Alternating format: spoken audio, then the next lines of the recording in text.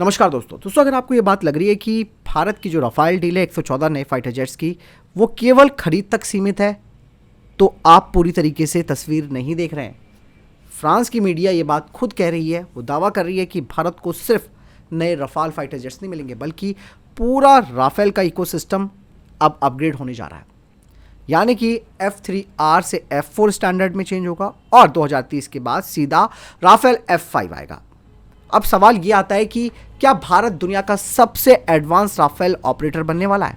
ये पूरा सच आपको जानना जरूरी है, क्योंकि दोस्तों सोशल मीडिया में जब से खबर आई है कि भारत 114 राफेल फाइटर जेट लेने वाला है, तब से कुछ इस तरीके के लोग भी सामने आ गए जो फिर सवाल उठाने लग गए, फिर से राफेल को घोटाला बता रहे हैं। लेकिन आज आप उस चीज़ को खुद अपने नज़रिए से देखेंगे कि हकीकत क्या है।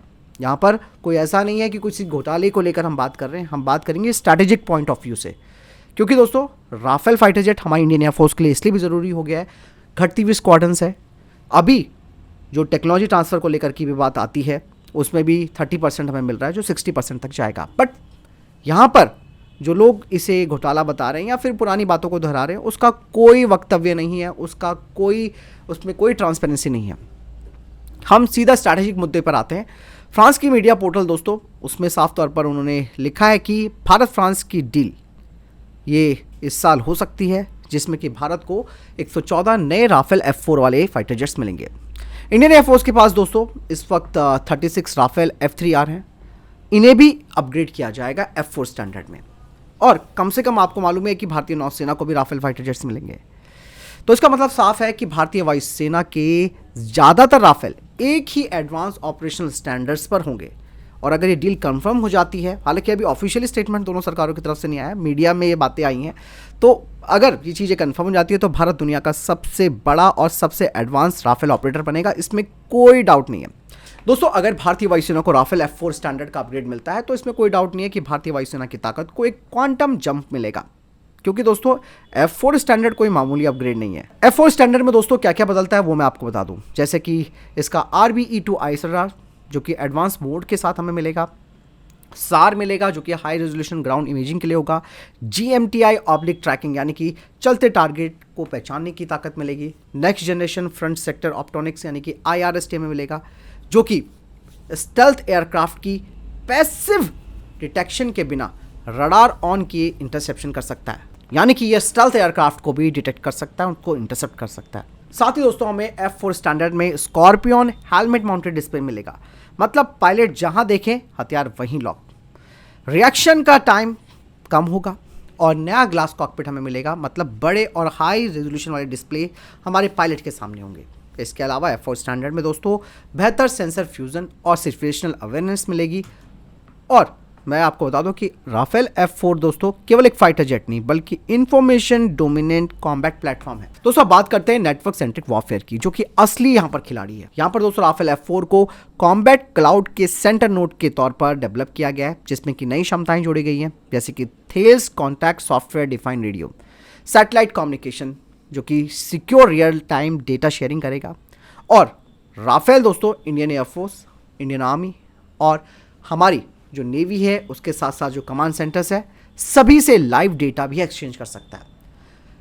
इवन जो हमारे पास अभी F3R स्टैंडर्ड है वो इस वक्त लिंक 16 पर निर्भर था, वहीं जो F4 होगा दोस्तों वो जैमिंग रेजिस्टेंट नेटवर्क में काम करता है, मतलब मॉडर्न जग में जो जुड़ा है वही जिंदा रहता है।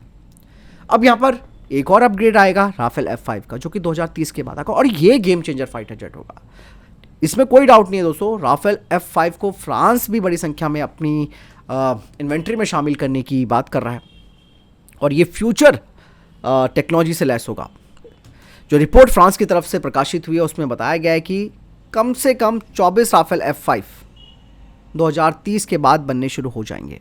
F5 में दोस्तों सबसे घातक चीज़ें लगी होंगी, जैसे कि सबसे पहला जो कि अभी बताया जा रहा है कि AI assisted sensor fusion, advance electronic warfare, man unmanned teeming यानी कि ये अपने साथ ड्रोन्स को भी ले जा सकता है, साथ ही नेक्स्ट जनरेशन के वेपन इंटीग्रेशन। डासो का मानना है कि F5 स्टैंडर्ड वाले राफेल में 6th जनरेशन कॉम्बैट इकोसिस्टम का एक बड़ा गठजोड़ होगा। दोस्तों यहाँ पर सवाल यही आता है कि क्या भारत के लिए इसके क्या मायने हैं F5 वाले स्टैंडर्ड के? क्या भारत F5 जैसी टेक्नोलॉजी में भविष्य में फ्रांस के साथ कोलैबोरेशन कर सकता है, या फिर एएमसीए पर फोकस करेगा। बहुत चीज़ें हैं दोस्तों यहाँ पर जो सामने आ रही है।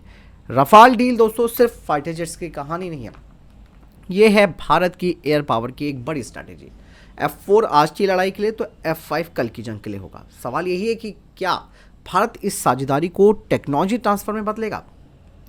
अब बात आती है दोस्तों सोर्स कोड को लेकर, जिसे लेकर अक्सर लोग चिल्ला रहे हैं। दोस्तों फ्रांस सोर्स कोड देने से मना कर रहा है, इसमें कोई डाउट नहीं है। कोई भी देश आपको सोर्स कोड इतनी आसानी से नहीं देता। लेकिन दोस्तों भारतीय वायुसेना की क्या रिक्वायरमेंट है कि भाई हमारे हथियार इसमें इंटीग्रेट होने चाहिए, हमारी अस्त्रा सीरीज इसमें होनी चाहिए, इसके अलावा अपकमिंग जो हथियार है वो इसमें इंटीग्रेट होने चाहिए। तो फ्रांस ने तो मना नहीं किया। फ्रांस ने कहा कि बाकायदा हमारे लोग ये काम करेंगे और आपको जो चाहिए वो हम इस पर लगाएंगे। तो ये चीज़ें भी दोस्तों कोई देश इतना आसानी से नहीं करता। हम सिर्फ सोर्स कोड के पीछे पड़े हैं। भाई भारत में इकोसिस्टम बन रहा है, भारत में रफाल फाइटर जेट्स बन रहे हैं, यही तो चीज़ भारत को अपने फाइटर जेट्स में इस्तेमाल करने में काम आएगी। हम किसी से 100% अगर टेक्नोलॉजी ट्रांसफ़र कर रहे हैं तो उसका मतलब ये नहीं है कि हम सिर्फ कॉपी पेस्ट करते चलेंगे। हम वहाँ से सीख कर अपने प्रोग्राम्स में उनका इस्तेमाल कर सकते हैं, ना कि हमें सिर्फ कॉपी टू कॉपी चीज़ें बनानी है। लोगों को समझ में ये बात नहीं आ रही। मुझे तो ये लग रहा है कि भाई फ़िलहाल हमारी घटती हुई स्क्वाड्रन है, हमें फाइटर जेट्स इमीडिएटली चाहिए।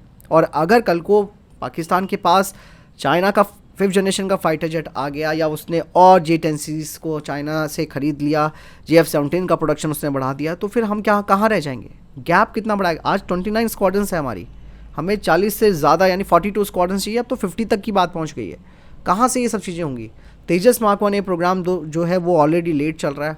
मार्क 2 पर काम शुरू हो गया, लेकिन वो अभी आपको पता ही है AMC 2035 के बाद ही ऑपरेट हो पाएगा। तो यहाँ पर बहुत बड़ा ब्रिज गैप दोस्तों 5th जनरेशन का तो रहेगा। लेकिन प्रॉब्लम यहाँ पर ये आ रही है कि फ़िलहाल के लिए राफेल डील हमारे लिए काफ़ी इंपॉर्टेंट हो जाती है। हमें इस वक्त ये चीज़ें भूल जानी चाहिए कि भाई हमें सोर्स कोड चाहिए, और अगर कल को सोर्स कोड या पूरी टेक्नोलॉजी ट्रांसफ़र भी होगी तो जो आज हमें फाइटर जेट्स की ज़रूरत है वो 7-8 साल और पीछे चले जाएंगे। और कहा भी जा रहा है कि अगर इस साल के अंत में ये डील साइन होती है राफेल की, तो 2031 से 32 तक हमें पहला राफेल फाइटर जेट मिलेगा। नेवी को भी राफेल फाइटर जेट्स मिले। तो बहुत सारी चीज़ें दोस्तों, क्योंकि हमने प्रोग्राम स्लेट किए। आज कुछ लोग ये कह रहे हैं कि पहले वाली सरकार ने तो सस्ते में फाइटर जेट्स राफेल्स की डील कर ली। अगर तुमने वो डील कर ली थी तो आपने उस टाइम खरीदे क्यों नहीं। AK एंटनी जी ने ये क्यों कहा कि हमारे पास बजट नहीं है। अरे आप अब अपनी गलतियां आप नहीं देख रहे हो, जिसकी वजह से आज हम लोग बैकफुट पर आ गए। कल को कई सारी चीज़ें हैं। आप ये देखिए कि अगर हम पहले से R&D में खर्चा कर रहे होते, देश को आज़ाद हुए अब 75 साल हो गए, तो उसका नतीजा आज हमें क्या है, खरीद रहे हैं हम लोग सिर्फ हथियारों को। कब तक ये सब चीज़ चलते रहेगा। आज अगर वो इकोसिस्टम देश में बना है, देश में आत्मनिर्भर भारत का कॉन्सेप्ट शुरू हुआ है, तो भाई इट विल टेक टाइम। और ये टाइम इतना लगता है कि आप ये प्रिडिक्ट नहीं कर सकते कि 5 साल 10 साल 20 साल।